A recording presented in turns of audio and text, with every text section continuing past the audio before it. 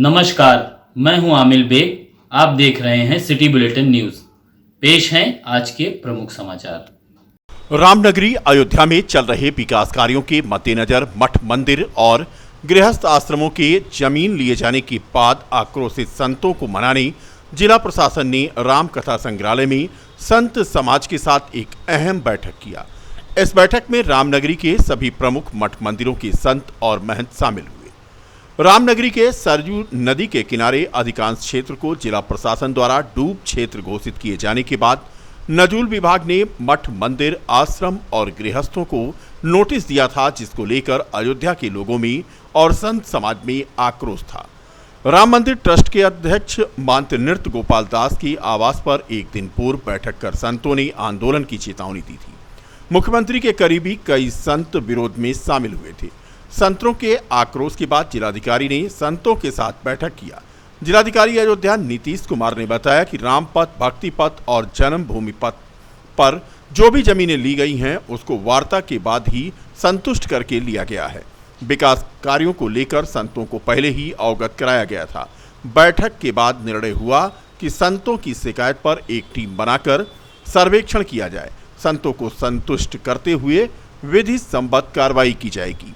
वहीं महंत नृत्य गोपाल दास के उत्तराधिकारी महंत कमल नयन दास ने कहा कि संत महंत ने जो जमीन खरीदी वह सभी सरकारी अभिलेखों में दर्ज है।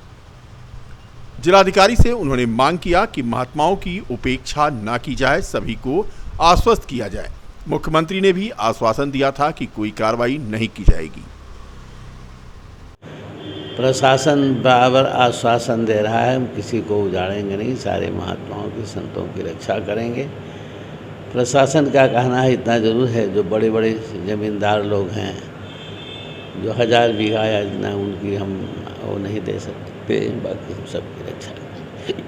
लेकिन जो मांगे रही हैं जिनको लेकर, क्या प्रशासन उसको फ्री होल्ड करने की या नजूल की कोई बात है सामने? हम केवल इसलिए आए थे यहाँ पर कि ये जितनी भी ज़मीनें हैं जिन्हें दरिया बुर्द घोषित किया गया, कहा जा रहा है सरयू की ज़मीन है।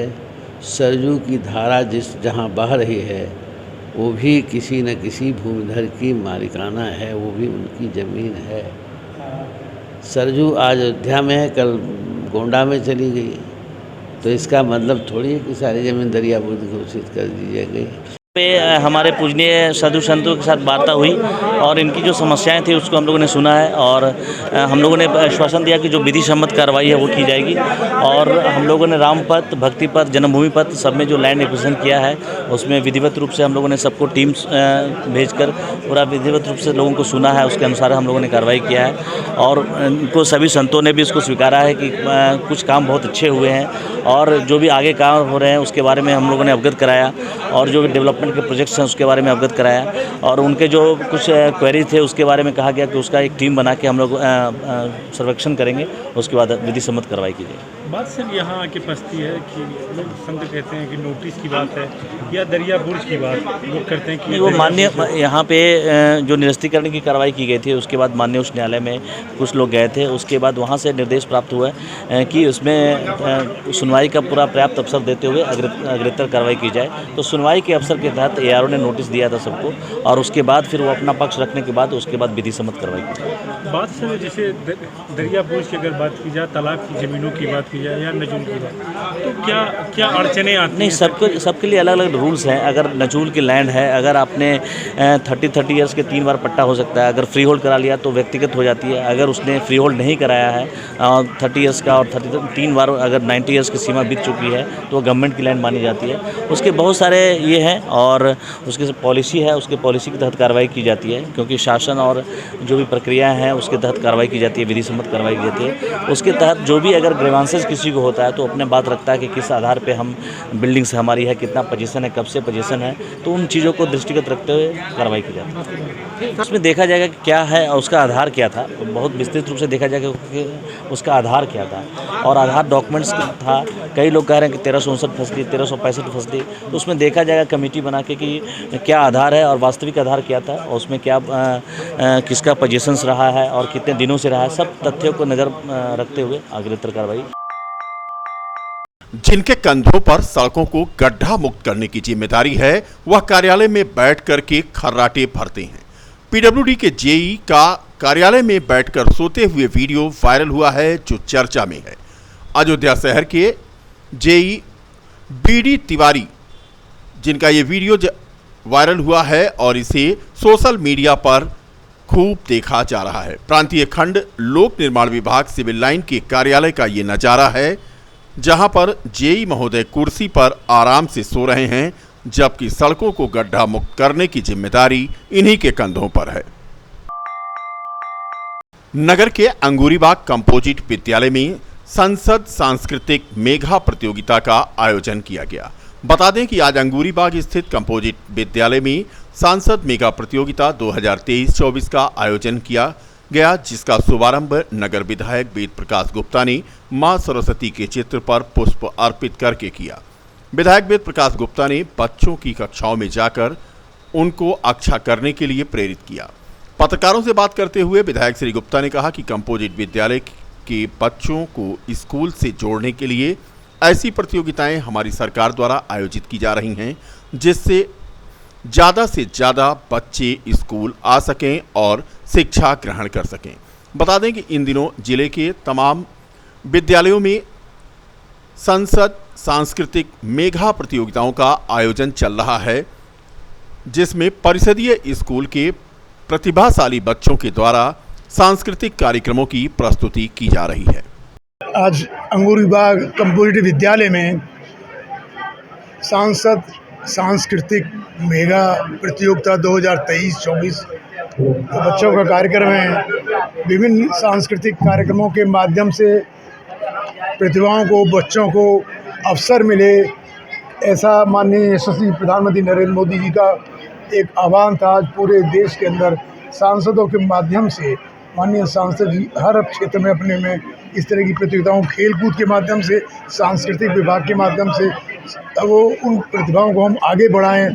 ग्रामीण क्षेत्र से नगर में, नगर से जिले में, जिले में से मंडल में, मंडल से प्रदेश में, प्रदेश से राष्ट्रीय स्तर पर अवसर मिले उन प्रतिभाओं को अपनी प्रतिभा दिखाने का। ये अवसर बहुत सुंदर अवसर है। इसके लिए माननीय सांसद जी को आभार व्यक्त करता हूँ, धन्यवाद देता हूँ और उन सब बच्चों को शुभकामनाएं, आशीर्वाद है कि वो इस तरह के कार्यों के माध्यम से अपनी प्रतिभाओं को आगे ले जाने में उनको एक अच्छा अवसर मिलेगा। मेरा माटी मेरा देश के तहत इकट्ठा किए गए अमृत कलश, जिन्हें अयोध्या के नगर निगम के विभिन्न वार्डों से इकट्ठा किया गया था, इन अमृत कलश को सांसद लल्लू सिंह को एक समारोह के दौरान सौंपा गया। महापौर महंत गिरीशपति त्रिपाठी ने अमृत कलश को नगर निगम के तिलक हाल में आयोजित हुए एक आयोजन में सांसद लल्लू सिंह को सौंपा। अयोध्या से लखनऊ और लखनऊ से दिल्ली भेजा जाएगा ये अमृत कलश और कर्तव्य पथ पर बनने वाले सैनिक स्मारक में इसकी मिट्टी का प्रयोग किया जाएगा।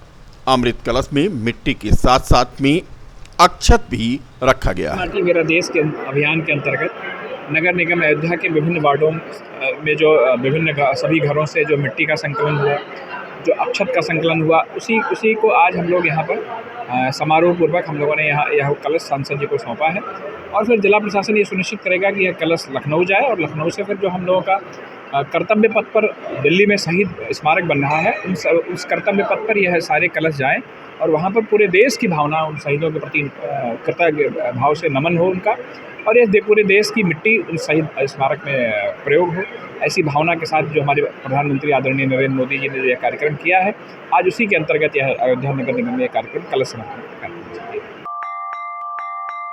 रामनगरी अयोध्या में आज जुमे की नमाज सकुशल संपन्न हो गई। जुमे की नमाज में गाजा फिलीपींस में शांति बहाली करने की दुआएं की गईं। फिलीपींस को उसका हक मिले, इसके लिए भी दुआ की गई। भारत देश में तरक्की और अमन चैन के लिए भी दुआ इस जुमे की नमाज में की गई। मौलाना शमसुद्दीन कादरी ने कहा कि भारत जैसा देश दुनिया में नहीं, यहाँ पर शांति और अमन चैन के साथ लोग रहते हैं। फिलहाल में अभी हम लोग नमाज जुमा पढ़कर बैठे हैं और अल्हम्दुलिल्लाह सुम्मा अल्हम्दुलिल्लाह हम लोगों ने नमाज जुमा के बाद सारे मुसलमानों ने अमन और शांति की दुआ की है। हमारा मुल्क हिंदुस्तान ये जमहूरी निज़ाम रखता है, ऐसा जमहूरी निज़ाम पूरी दुनिया में कहीं नहीं है। अमन और शांति के साथ सब लोग रह रहे हैं और ऐसे आलम में हम ये चाहेंगे किसी पर जुल्म ना होने पाए, किसी पर ज़्यादती ना होने पाए।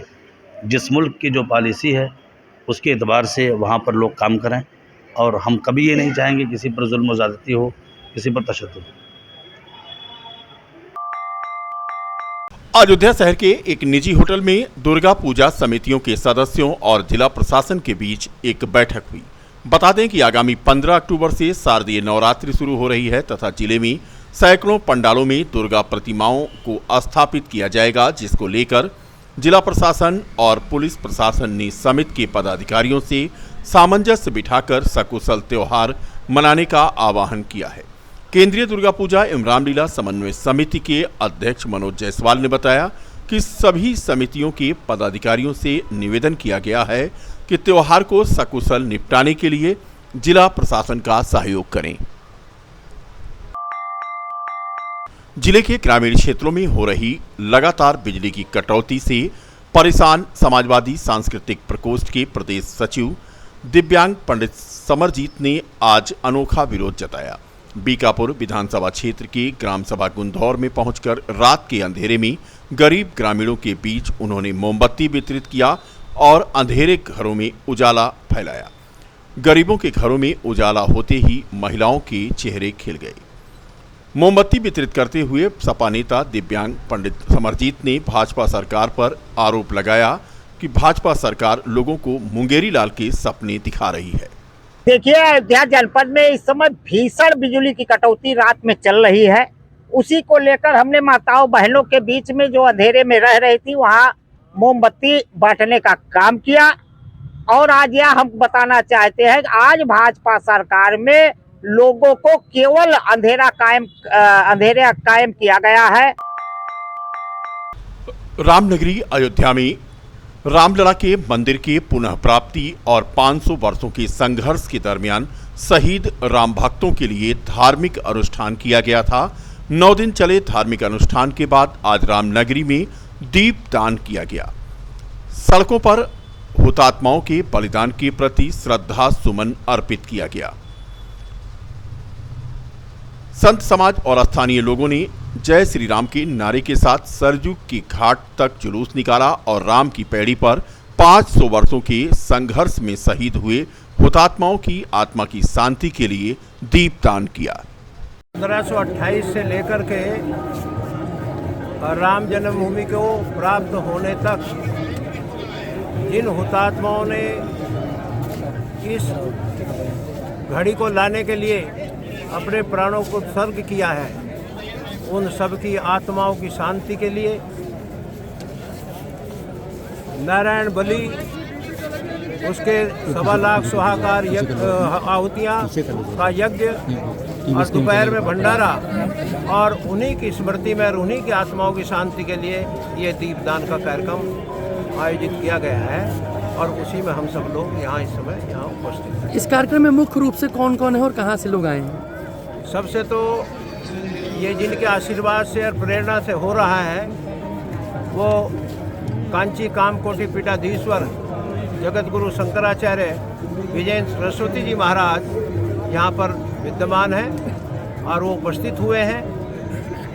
और साथ ही हमारे इस क्षेत्र के जितने भी जनप्रतिनिधि हैं, सांसद हैं, विधायक हैं, यहाँ के नगर के मेयर हैं और जो भूतपूर्व विधायक हैं, वो सब लोग यहाँ पर उपस्थित हैं। और राम जन्मभूमि तीर्थ क्षेत्र ट्रस्ट के उसके पदाधिकारी भी हैं, विश्व हिंदू परिषद के पदाधिकारी भी हैं, वो सब लोग यहाँ उपस्थित हैं और नगर के गणमान्य नागरिक भी यहाँ पर उपस्थित है। और समाज को तो आप देख ही रहे खड़ा है।